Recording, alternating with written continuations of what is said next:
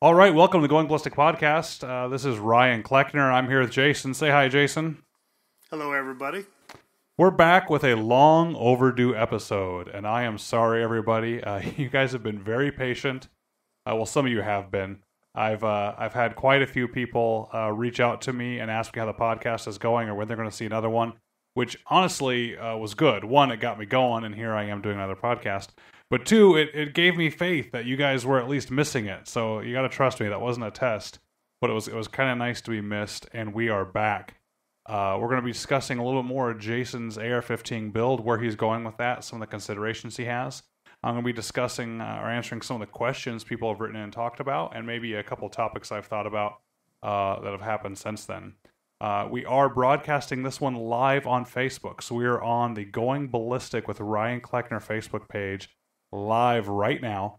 So if you have questions, comments, anything you want to talk about, get on that page and chime in. And Jason and I will try and see your posts live and try to respond to them the best we can.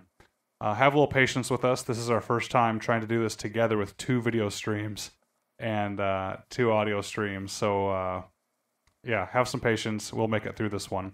I'm also sharing this on the Long Range Shooting Handbooks page. And I'm typing right now that if you want to say something, make sure you go to the podcast page to make your comments, so we'll see them there. All right, Jason, so how you doing, man? I am doing good. Tell us about your AR-15. Where are you at? Do you have your upper and lower yet? I do not have my upper and lower yet. I stopped by a little over a week ago before I went to my son's graduation from the Navy boot camp, and they said it was being anodized, and I expect to have it this week. Oh, you snuck that in there. I completely forgot to even bring that up. Tell us about your son's graduation. My son Tucker graduated from his naval boot camp of 8 weeks. Awesome ceremony, and it was amazing just to see the transition that he had just from the 8 weeks that he was there. That's awesome. You could really notice the difference, huh? Oh, it was incredible. A little bit leaner, standing a little bit taller. I just think it was like I said, I told him I don't know what they're injecting him with, but just his complexion, attitude, it was fantastic. It was amazing. Wow. It's amazing what a little bit of exercise and good diet will do for you, huh? I'm telling you. That's funny. That's funny. Well, we're all proud of him. Sorry I couldn't make it out there. I'm glad you guys got to make it to see him, though, even though it sounds like it was a short time, right? It was short. He had to leave that night for Pensacola, Florida. So we only got to see him for a little bit anyway. Gotcha. Well, so everyone that's starting to join in, already good to see you guys. Make sure that you add your comments and questions onto the post again on the Going Ballistic page. And if you ask something and I can answer it, I will, or at least we'll talk about it. So again, make sure you jump into the conversation. It'll be better for everybody that way. So you said you went and checked on your upper and lower, and they weren't ready yet. Did you get to see them? No, they said they got everything done that I wanted done. Okay. They were just waiting for it to come back from the people they sent it to be anodized, and then should be good to go. All right. What colors did you go with again? You went with a mixed matched color, right?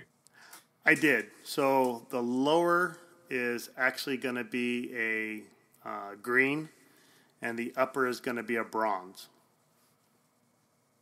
Okay. What color is the handguard going to be? Black. All right, that's interesting. And what you're going to do? Different colored furniture? You know, the plastic, the buttstock, the grip, or are you going to keep those black too? I think I'm going to go black. I was really kind of torn when I was going through picking out the stock, which we've not talked about yet. But right.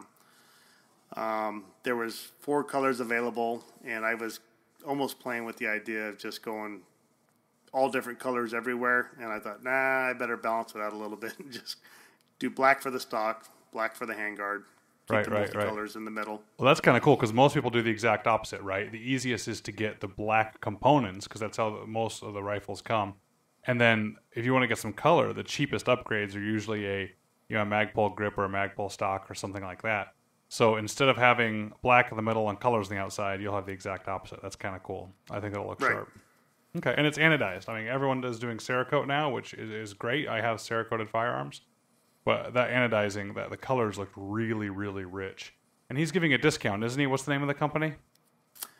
Lake Tactical here in Phoenix. Mm-hmm. And they're giving a percentage off, aren't they, for listeners that want to go get their own upper and lower? Yep.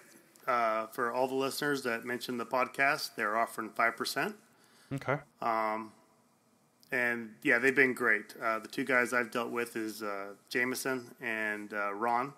Mm-hmm. And so, yeah, we're doing a custom serial number, engravings, everything across the board. Nice. And for those of you that have been listening to us, Jason was starting off going to get a forged. He wanted a more Puritan AR-15, original way. He didn't want to get the fancy billet upper and lower. But then once he saw how cool they can look, and especially all the custom work they did on it, he went over to the dark side. He got the billet. So we're really excited to see those. So the next topic I think we should talk about for the AR-15. Jason and I were discussing where we went next, and he made a comment about might as well go from back to front. And so I want to go to the way back. Let's go to the buttstock, and we'll work our way to the front after that. So far, all we've discussed is the upper and lower receiver as a catch-up for everybody. One last thing. I'm sorry. You want to see a picture of the upper and lower? You want to see any of the links we talk about?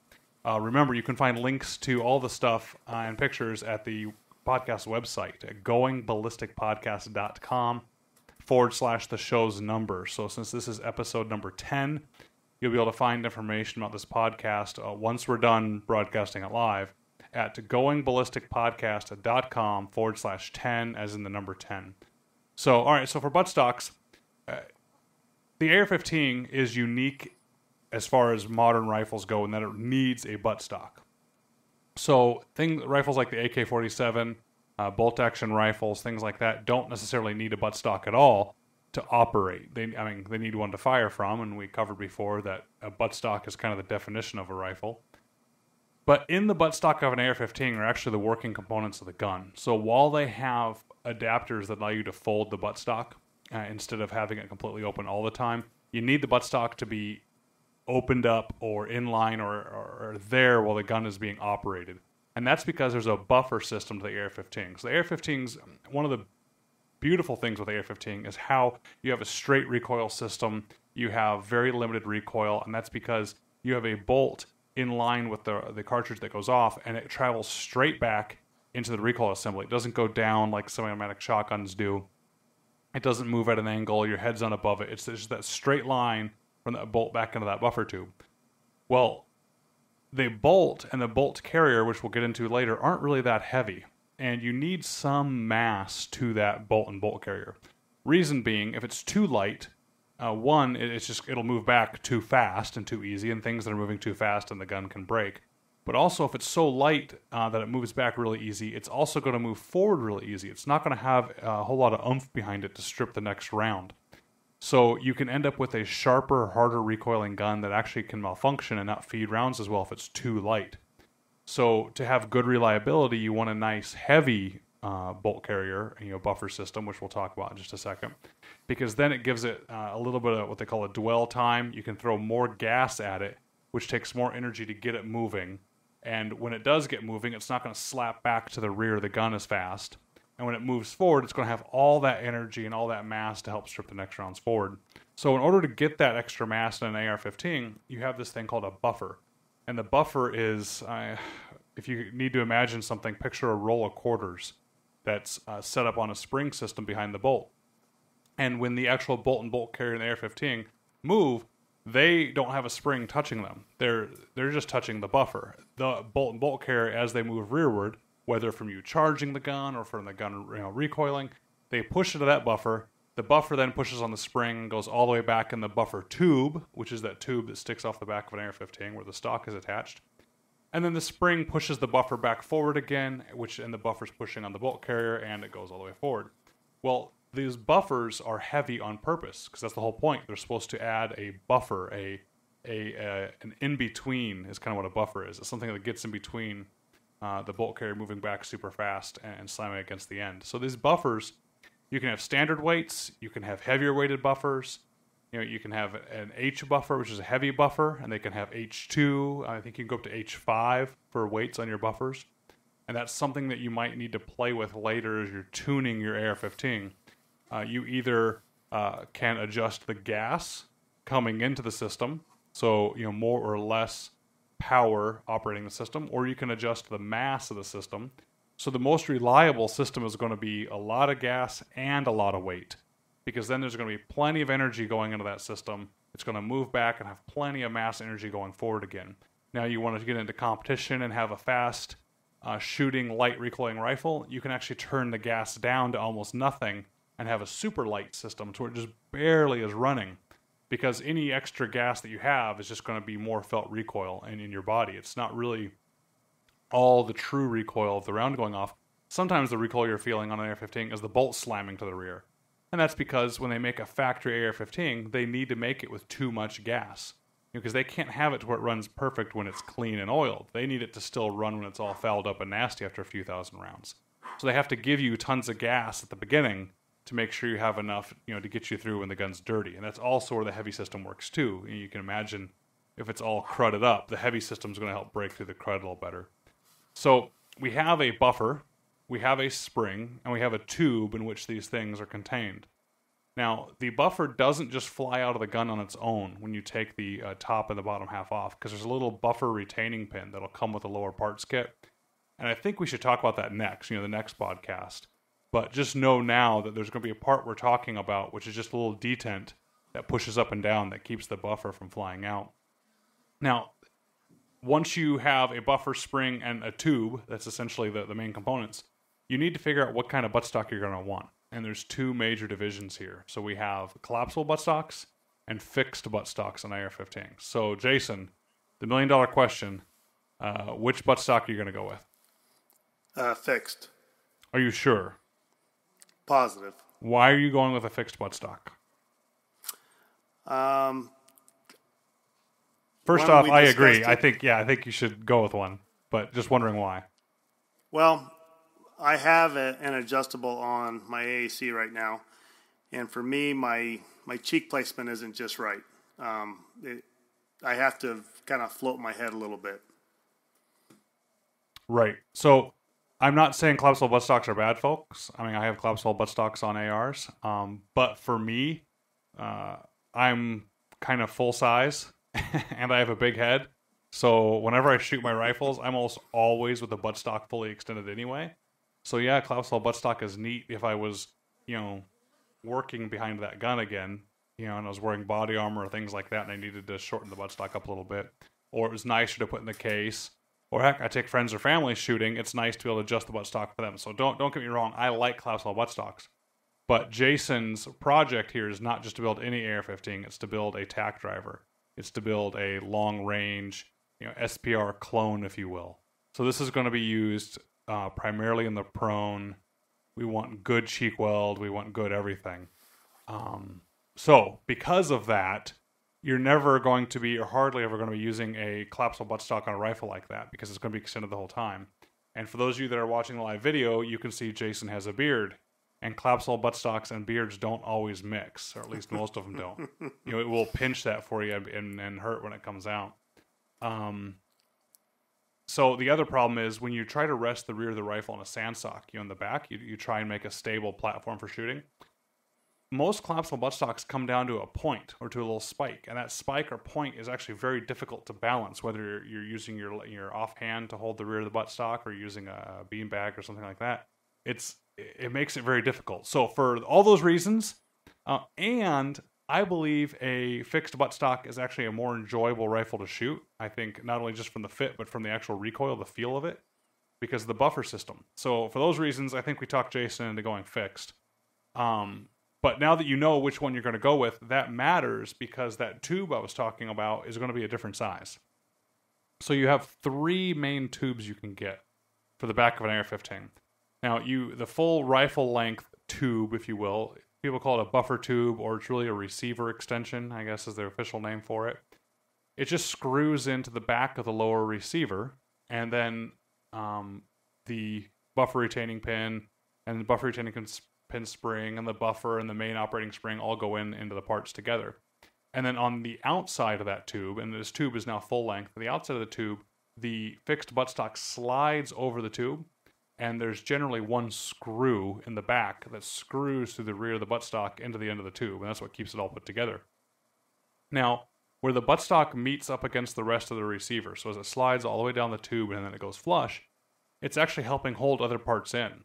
So your takedown pin on your AR-15 lower, which again we'll cover next week, there's a detent and a spring in there, and that spring is held in place by the buttstock. So you got to be careful when you're putting these things on and off, that you don't bend those springs, or that you don't lose the spring as it pops out or goes in. So anyway, that buttstock is going to go on, and that's actually kind of it. The difference is the tube you're going to get is the rifle length tube, and the buffer you're going to get is the rifle length buffer.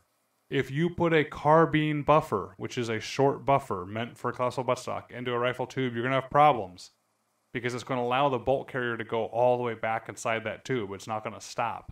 A rifle length buffer is so long, and it has kind of a rubber bumper on the back of it, that it hits the bottom and stops. It bottoms out at the right spot.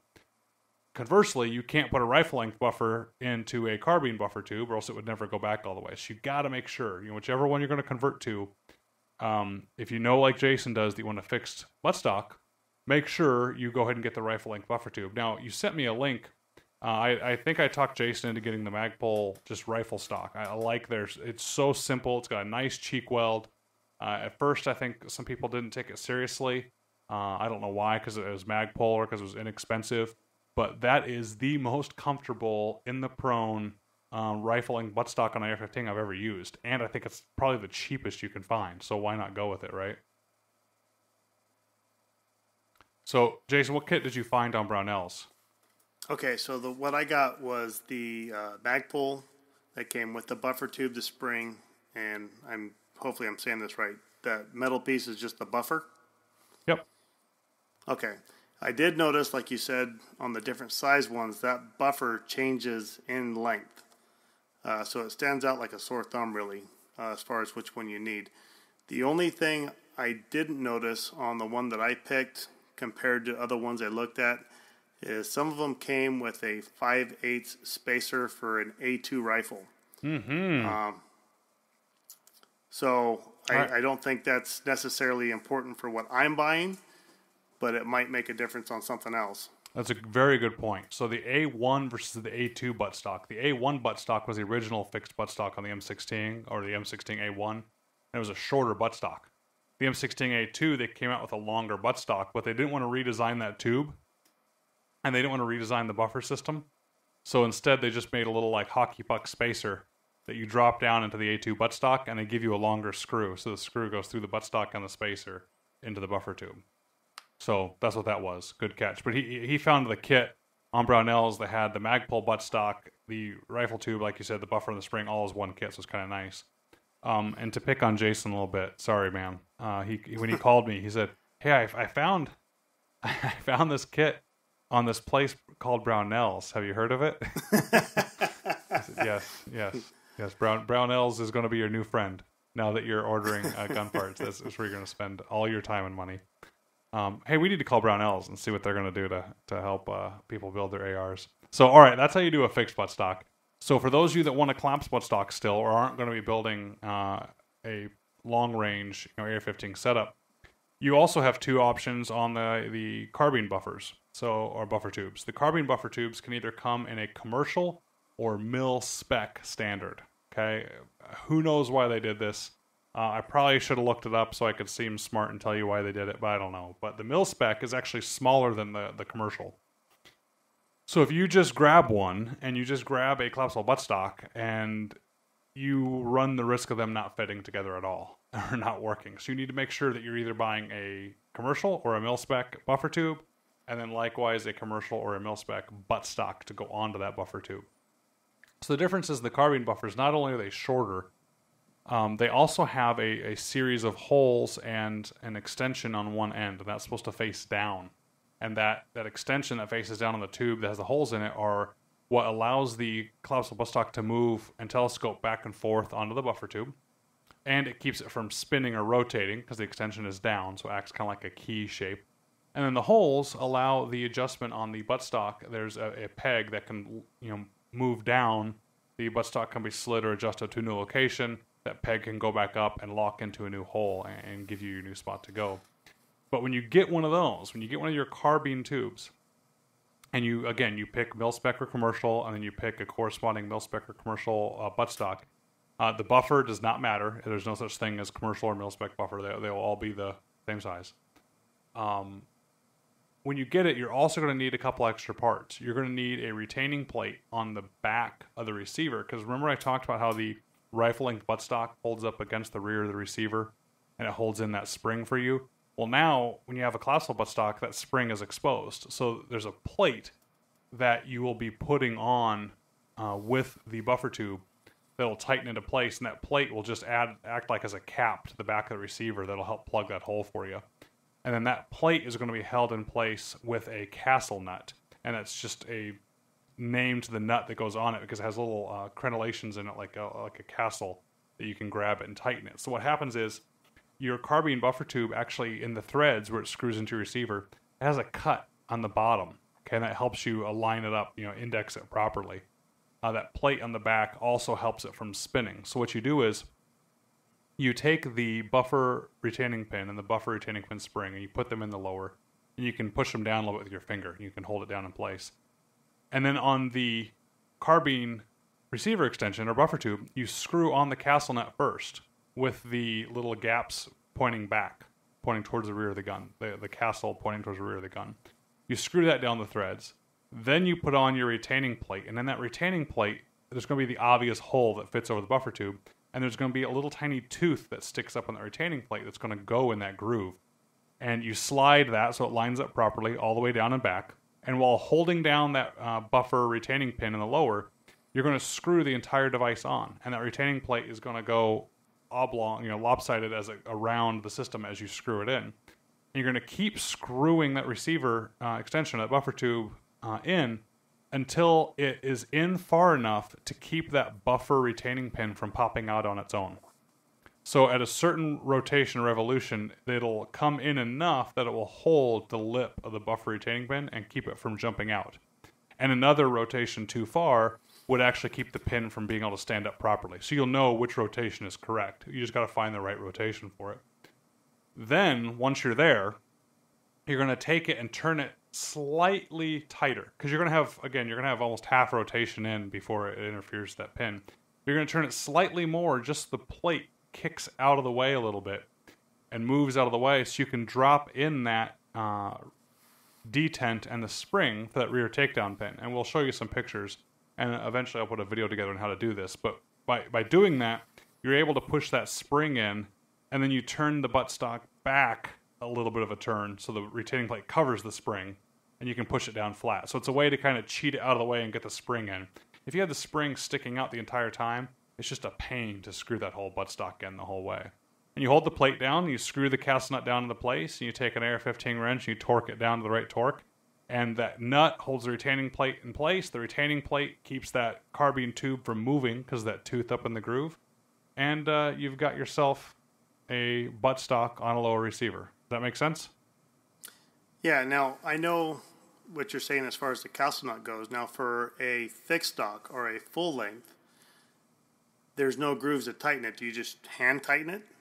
Well, there's no grooves on the castle nut, right? And there's also no groove in the threads, because the groove in the threads, again, on the carbine tube, is to keep it oriented a certain way, because the adjustments for the buttstock need to be on the bottom. The rear of the rifle-length receiver extension is going to have a nut on it. So it's either the shape of a nut, or it's just going to be two horizontal lines to which you can put a wrench onto, and you'll be able to tighten it from the very end. And that one actually on the front end, where it touches the receiver, it has a lip. So the threads are already the right length. It just screws in until it stops. Where the carbine tube, they can't do that, because just screwing into where it stops might be the wrong orientation. But the rifle one, who cares, directionally which way it has turned when it stopped, because it doesn't matter. It's uniform all the way around. Does that make sense? Yep. No, I got it. Okay, so there you go, guys. We covered buttstocks. Those are your choices. You got to decide if you want rifle or carbine first, and if you're going to go rifle, A1 or A2. If you're going to go carbine, you can do commercial or mil-spec. There's really no better or worse. I've always done mil-spec, even though it's a little bit smaller, just because it sounds cooler. I don't know. It's mil-spec. That's my personal preference. And then, of course, you're going to go with which buffer you're going to get. When you're just starting out, get whatever the standard buffer is. Don't go crazy on getting a super heavy or a super lightweight or hydraulic buffer or anything like that. Later, when you start going to tune your gas system, then you can worry about increasing or decreasing the mass of your operating system or giving more or less gas. But right now, I think you should just go for a build. And that rifle length buffer that you're going with, Jason, I think it just recoils softer. I think something about the weight they can get in that bigger buffer, and the size of it, just something about it makes it more enjoyable to shoot. I think you'll like it. Yeah, I think I'm going to like it too. And then the only other update I have to add to the lower is I've ordered a trigger, and I've ordered the lower parts kit, which we discussed a couple episodes back on That's the different right. kinds. What trigger did you get again? And I'm probably saying it wrong. Is it Giesel? Geisley. Yep. It's a hard name to pronounce. But yeah, so for everyone out there, it's guys, like the plural of a bunch of men, and then Lee. So yeah, you got the Geisley. Which one did you get? I got the SSA-E. Nice. That's an awesome trigger. So in a lot of my guns, I have an SSA, and a few I went with the SSA-E, which is the enhanced version. It's beautiful, everybody. It's a 2-stage trigger. I forget if we've talked about that or not yet, but we can get into that in future podcasts. The difference between single stage and 2-stage.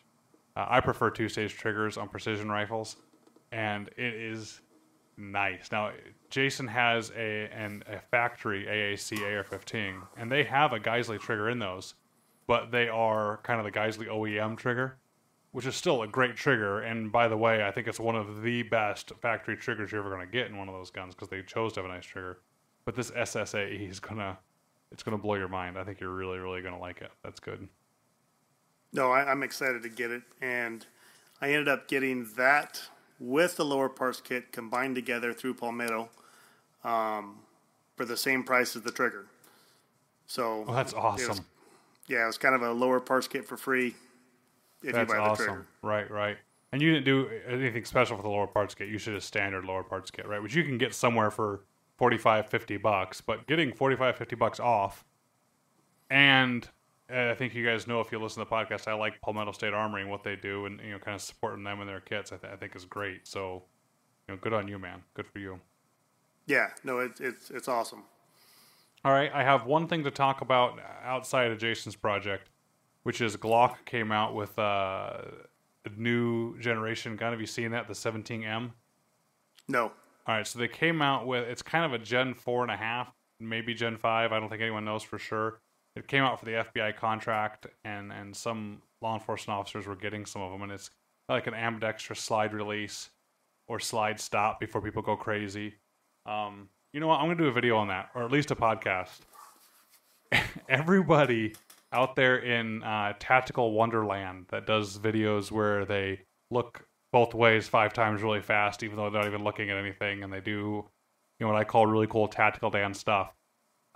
This is one of those things that bothers me, and it's because everybody spreads it around, and they all mean well by it, but I don't think anyone's really thought it through that much. So get ready to send the hate mail to me now if this is really unpopular. Use the freaking slide release on your pistol. So many people, I'll get corrected. I'll be talking to people, and people that I really like will be like, oh no, you shouldn't do that, right? And they'll even ask. They'll be like, well, shouldn't you do it this way? No. If you want to, great. You release the slide if you want. So what I'm talking about is, I insert a new magazine and the slide happened to be locked back. First off, that's not a good position to be in to let your gun run dry. But if you do let your handgun run dry, and the slide's locked back, you drop the magazine, you put a fresh magazine in. The fastest way for me to get back into the fight, which I don't know, that's probably the best thing to do.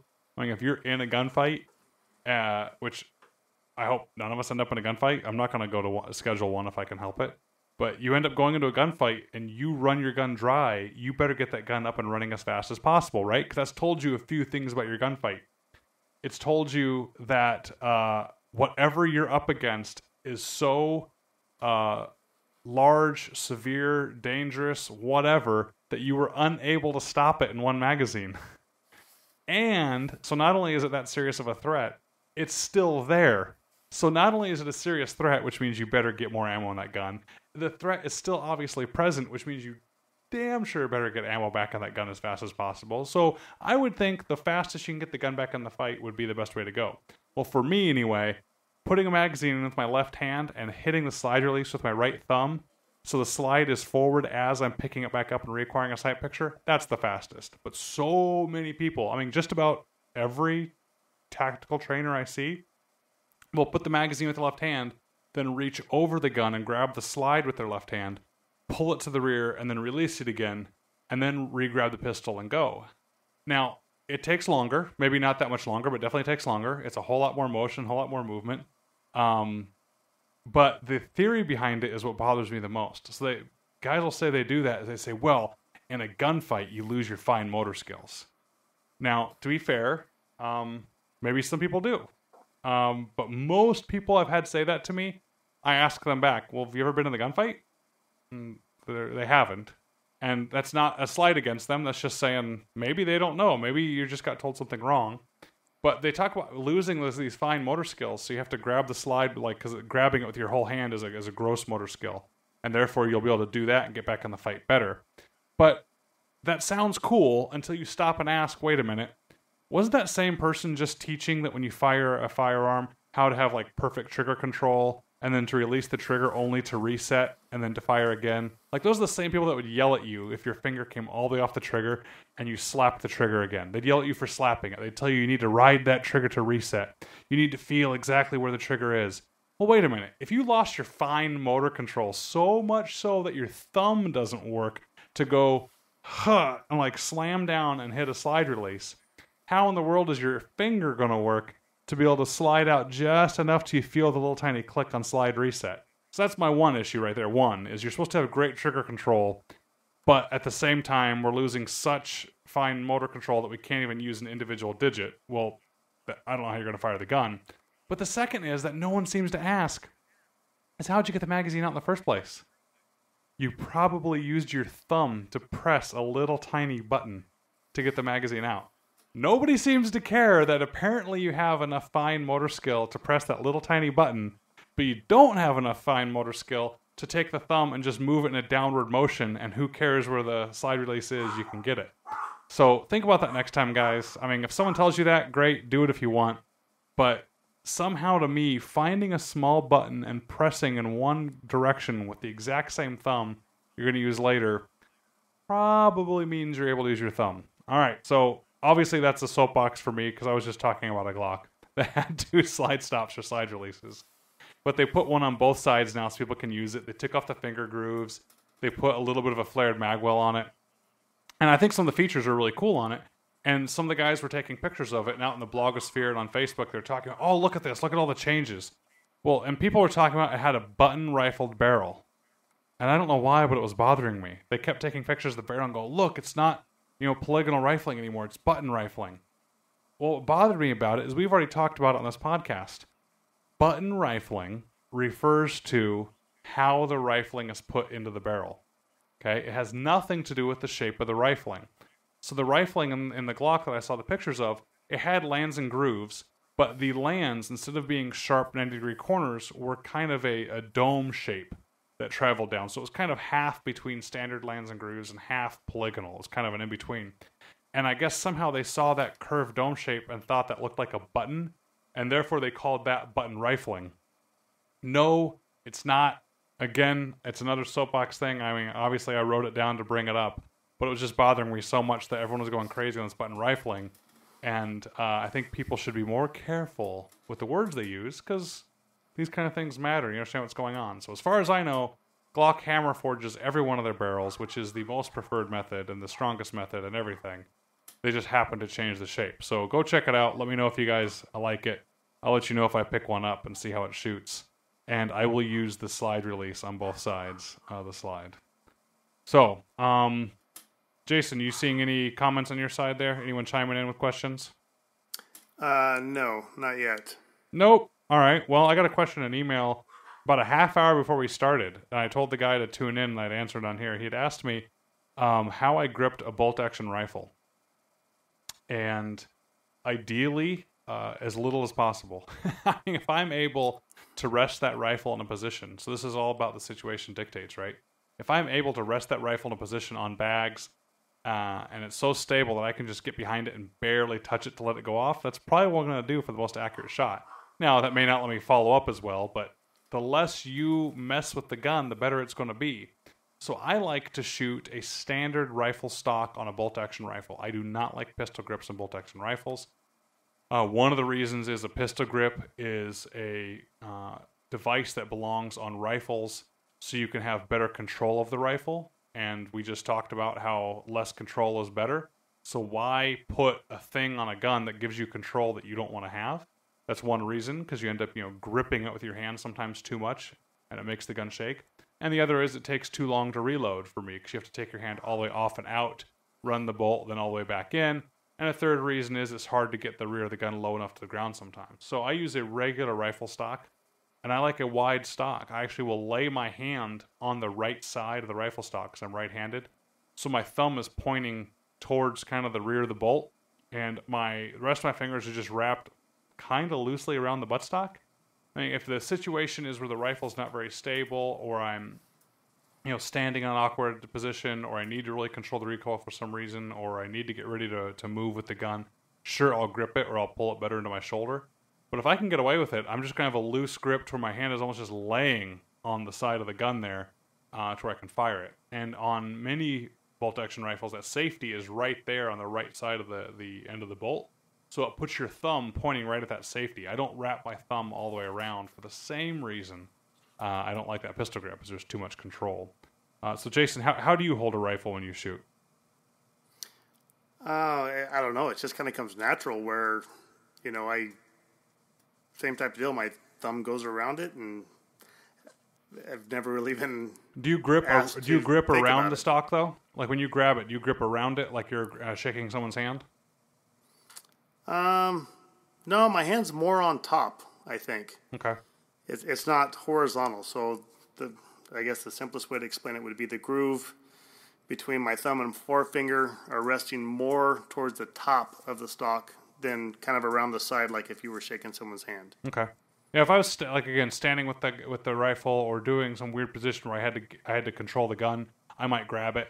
But if I'm laying down, I'll grab the gun normally to set it down, but when I lay down behind it, that thumb will get all the way over, almost next to my index finger's knuckle. It really will just hang on the side of the gun, because it all goes back to not wanting to impart too much control on the gun.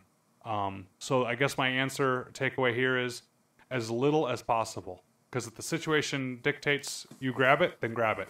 But if you're allowed to get away with less control, then by all means, use less control. That gun and scope and ammo will shoot better with you at home.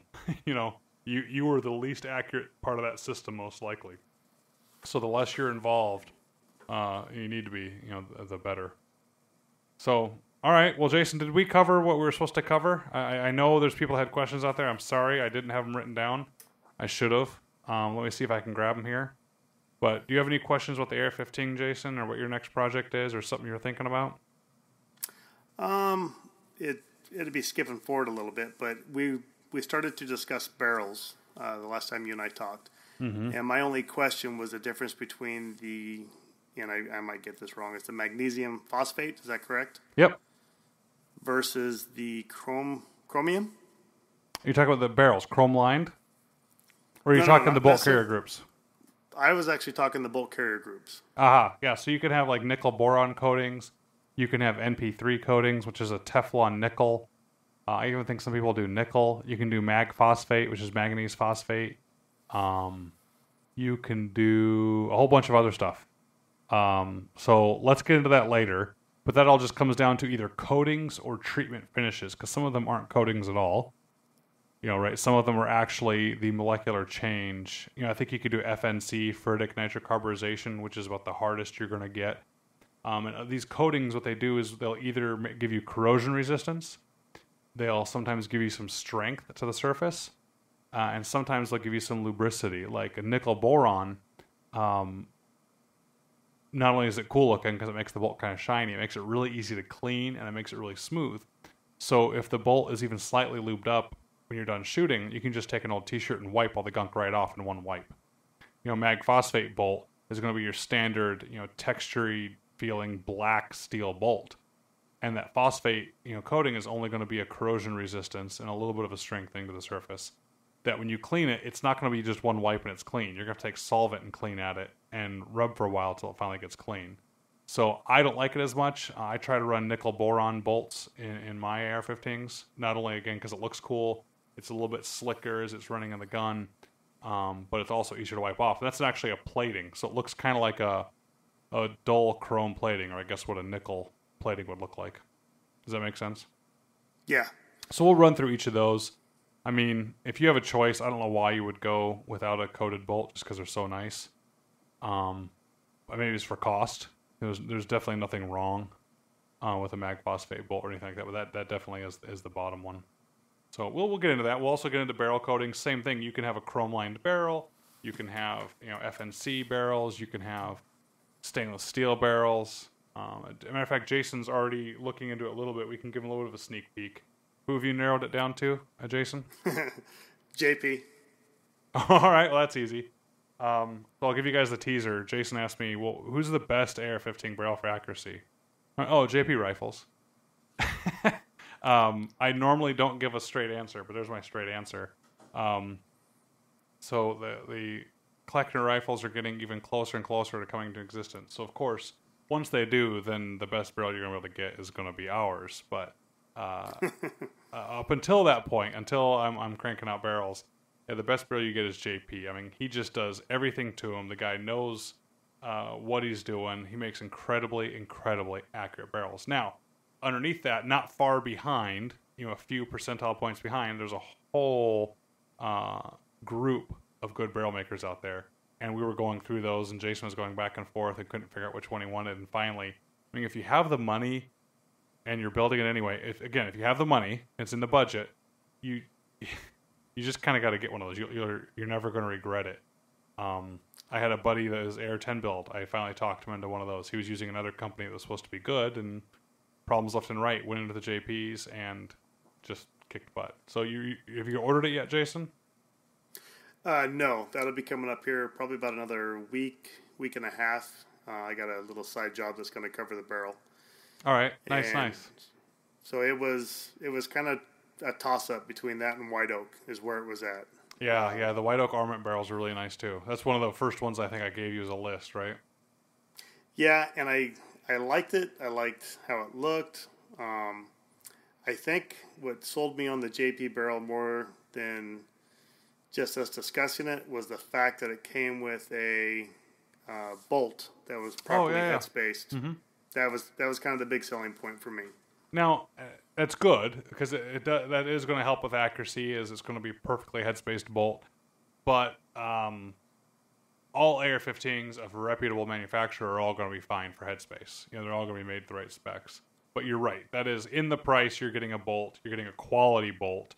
It's going to be perfectly head-spaced. You're really going to get a nice rifle. So we'll talk about that next, guys. Don't worry about it in future podcasts, what head spacing is, difference between bolts and bolt carriers, and all the fun stuff as Jason finishes his project. So sorry for the rant on the slide release, everybody, but and on the button rifling, but now you know what it's like to go with me to the range. I talk about stuff like that.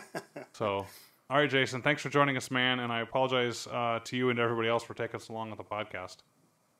Oh, thanks for having me. It's been a great project. It's been a lot of fun just doing this and being involved with everybody. All right, well, good deal. All right, take care, everybody. Thanks for tuning in. See you next time.